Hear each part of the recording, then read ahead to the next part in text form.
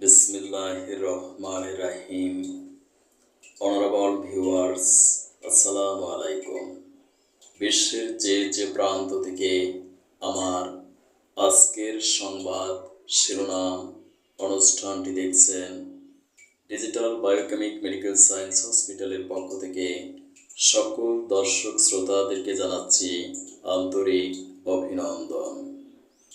আজকের সংবাদ শিরোনাম পাঠ করছি আমি ডাক্তার কাজী দেলোয়ার হোসাইন।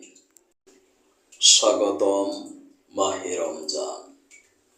দেশের আকাশে পবিত্র মাহে রমজানের চাঁদ দেখা গেছে। শেষ রাতে সেহরি করে দিনভর পানাহার থেকে বিরত থেকে সিয়াম পালন করবেন ধর্মপ্রাণ মুসলমানেরা। শনিবার সন্ধ্যায় জাতীয় মসজিদ বায়তুল মোকাররমে চাঁদ দেখা কমিটির বৈঠক শেষে ধর্ম উপদেষ্টা আফমা খালিদ হোসেন রমজানের পবিত্রতা বজায় রাখতে আহ্বান জানিয়েছেন। মুসলমানদের আত্মশুদ্ধির মাস হলো এই রমজান। আকাশে পবিত্র রমজান মাসের চাঁদ দেখা গেছে।